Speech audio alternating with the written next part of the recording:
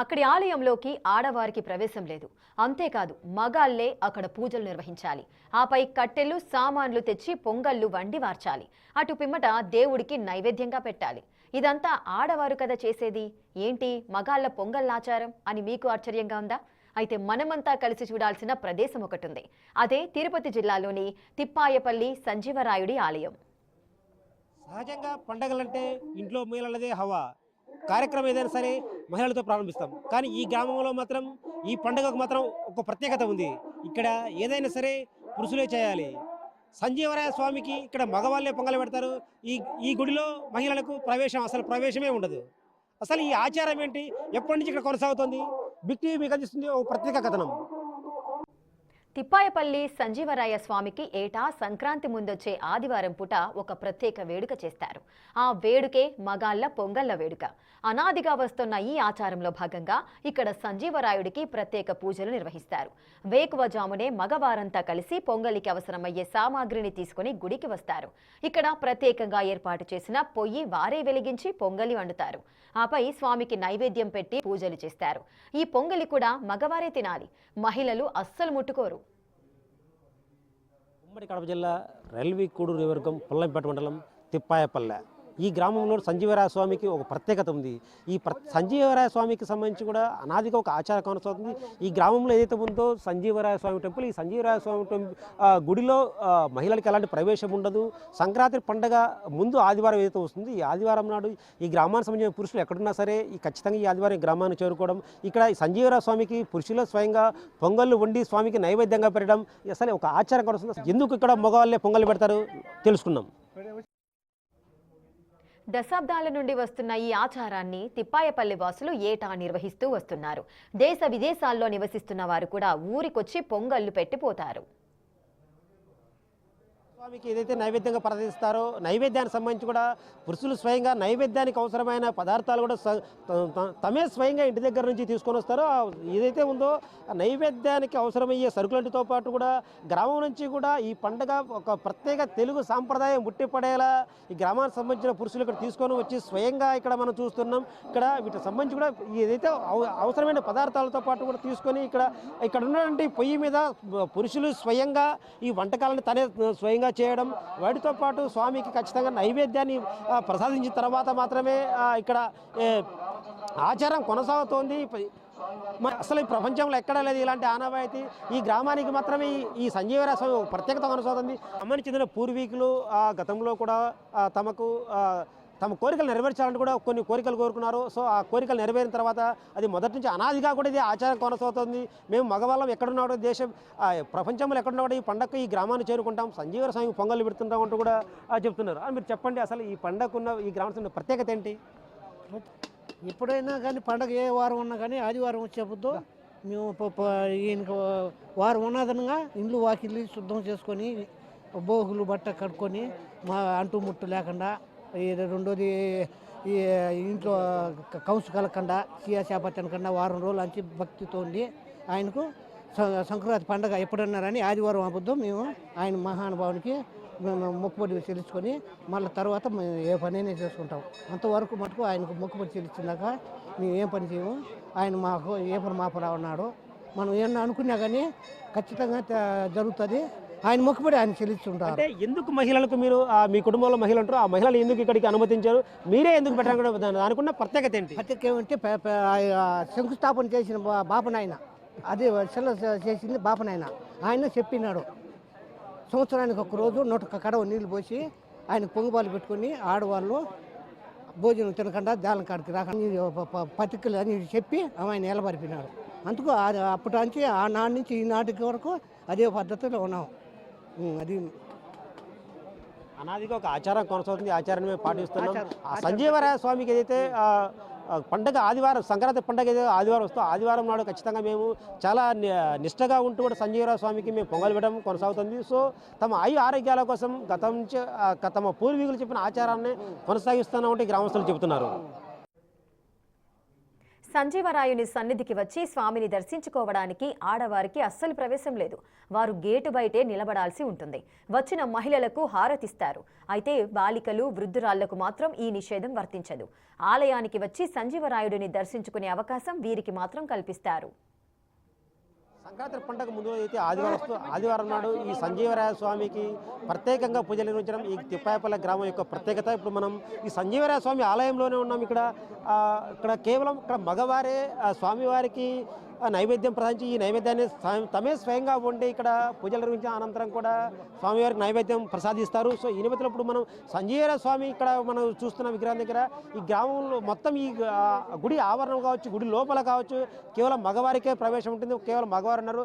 మహిళలు మనం చూస్తాం, మహిళలు ఎవ్వరు కూడా గుడిలోనికి కూడా ప్రవేశం ఉండదు. ఇది అనాదిగా వస్తున్న సాంప్రదాయం ఈ సంజీవరాయ స్వామి దేవాలయంలో ఉన్న ప్రత్యేకత. అయితే ఈ ప్రత్యేకత కూడా తమ పూర్వీకుల నుంచి కూడా తమ పూర్వీకులు కొన్ని ఆచారాలను, సంప్రదాయాలను కొనసాగిస్తూ వస్తున్నారు. సో అదే వాటిని కూడా మేము కొనసాగిస్తున్నామంటూ కూడా ఈ సంజీవరాయ స్వామికి ఉన్న ప్రత్యేకత అంటూ కూడా చెప్తున్నారు. ఇక్కడ అసలు ఈ సంజీవరాయ స్వామి ఉన్న ప్రత్యేకతకు సంబంధించి కూడా మహిళలు కూడా ఎవరికి ప్రవేశం ఉండదు కాబట్టి కేవలం పెద్దలు మాత్రమే, మగవాళ్ళు మాత్రమే, పిల్లలు కావచ్చు, పెద్దలు కావచ్చు, అంటే కేవలం పురుషులకు మాత్రమే ప్రవేశం ఉంటుంది. సో ఇక్కడ ఉన్న ప్రత్యేకత కారణాలు ఏంటి అనేది కూడా ఇక్కడ ఉన్న స్థానిక ఉన్న వాళ్ళని అడిగే ప్రత్యేకం. చెప్పండి, మీరు చెప్పండి, అసలు ఇక్కడ సంజీవరాయ స్వామికి ఉన్న ప్రత్యేకత ఏంటి? ఎందుకు ఇక్కడ మగవారికి ప్రవేశం ఉంటుంది? మగవారే పొంగళ్ళు పెడతారు, నైవేద్యంగా ప్రసాదిస్తారు, మహిళలకు ఎందుకు ఇక్కడ అనుమతి ఉండదు?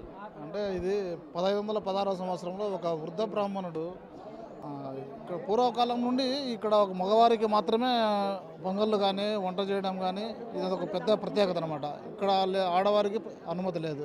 ఇది ఎందుకు వచ్చిందంటే పూర్వకాలంలో 1516 సంవత్సరంలో ఈ ప్రాంతంలో ఎక్కువ కరువు కాటకాలు విజృంభిస్తూ ఉన్నాయి. అంటే వ్యవసాయం పరంగా, తర్వాత పశుపోషణ ఇక్కడ ఎక్కువగా ఉంటుంది.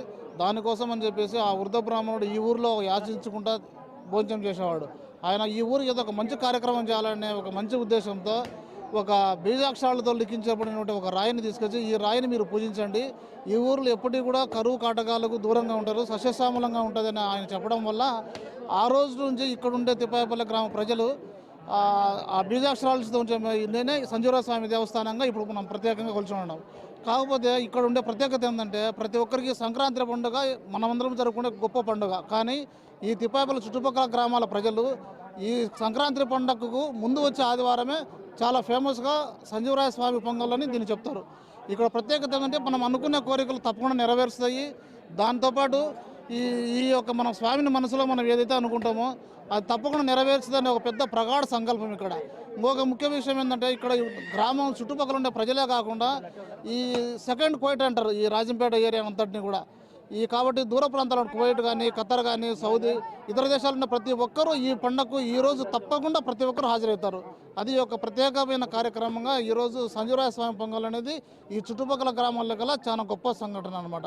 మా సొంత ఊరు వచ్చేసి నా పేరు సుధాకర్ రెడ్డి, మా అబ్బగారు ఊరు ఇక్కడ అనమాట తిప్పాయపల్లె, మా నేటివ్ చెన్నూరు. కానీ ప్రతి సంవత్సరం ఖచ్చితంగా ఈ సంజీవరాయ స్వామి పొంగల్కి మేము తప్పకుండా హాజరవుతాము. ఈ చుట్టుపక్కల ఉండే వాళ్ళు మా పురాతన వాళ్ళందరితో కలుస్తాము. కాబట్టి ఈ యొక్క గొప్ప కార్యక్రమానికి వచ్చినందుకు అందరికీ కూడా ఆ భగవంతుని ఆశీస్సులు అందరికీ ఉండాలని మనస్ఫూర్తిగా కోరుకుంటున్నాం. 1500 శతాబ్దం అంటే 1500 సంవత్సరాల క్రితం నుంచి కూడా ఇక్కడ ఆచారం కొనసాగుతుంది. గతంలో ఈ ప్రాంతంలో ఉన్నటువంటి ఇక్కడ కరువు కాటకాలతో ఇబ్బంది పడుతున్న సమయంలో ఒక ప్రత్యేకంగా వచ్చినటువంటి ఒక దేవదూత కావచ్చు, లేదంటే ఒక బ్రాహ్మణ పూజారి కావచ్చు, ఇక్కడ వచ్చి తమకు కొంత ఈ గ్రామ కరువు కాటకాల నుంచి బయటపడాలంటే ఇక్కడ ఉన్నటువంటి ఏదైతే రాయిపై ఉన్న శిలాఫలకాలను కూడా చెక్కి వాటిని ఇక్కడ పూజించాలంటూ కూడా ఒక రాయిని వాళ్ళకి సమర్పించారు. సో ఈ నేపథ్యంలో అప్పటి నుంచి కూడా ఆచారం కొనసాగుతుంది. కేవలం సంజీవరాయ స్వామికి మగవారే పొగ పెట్టడం అంటే దేశ విదేశాల్లో ఉన్నప్పటికీ కూడా ఈ ప్రాంతానికి ఖచ్చితంగా ఈ గ్రామం చెందిన ప్రజలు ఎవరైతే ఉన్నారో ఈ పురుషులు సంజీవరాయ స్వామికి పొంగళ్ళు పెట్టి నైవేద్యంగా ప్రసాదించిన తర్వాతనే సంక్రాంతి పండుగ జరుపుకుంటారంటూ కూడా స్థానికులు చెబుతున్నారు. సంజీవరాయుడికంటూ ఒక విగ్రహం ఉండదు. నిలువెత్తు రాయినే సంజీవరాయుడిగా పిలుస్తారు ఇక్కడి వారు. ఇందుకంటూ ఇక్కడ కథనం ప్రచారంలో ఉంది. అప్పట్లో ఈ ప్రాంతమంతా కరువు కాటకాలకు అల్లాడుతుంటే ఒక వృద్ధుడు సంక్రాంతి ముందొచ్చే ఆదివారం నాడు పొంగళ్ళు పెట్టమని సూచించారట. అది కూడా మగవారే సంజీవరాయుడికి పొంగలు పెట్టాలని ఆదేశించారట. ఒక రాయికి బీజాక్షరాలు రాసి ఆ సంజీవరాయుడి రూపం ఇదేనని అన్నారట. పెద్దాయన చెప్పింది చెప్పినట్టు ఆ ఊరి వారు చేశారట. మగాళ్ళు పొంగళ్ళు పెట్టిన ఆ ఏడు విస్తారమైన వర్షాలు కురిశాయట. దీంతో నమ్మకం కుదిరిన ఈ ఊరి వారు ఏటా ఈ సంజీవరాయుడికి పొంగళ్ళు పెడుతూ వస్తున్నారట.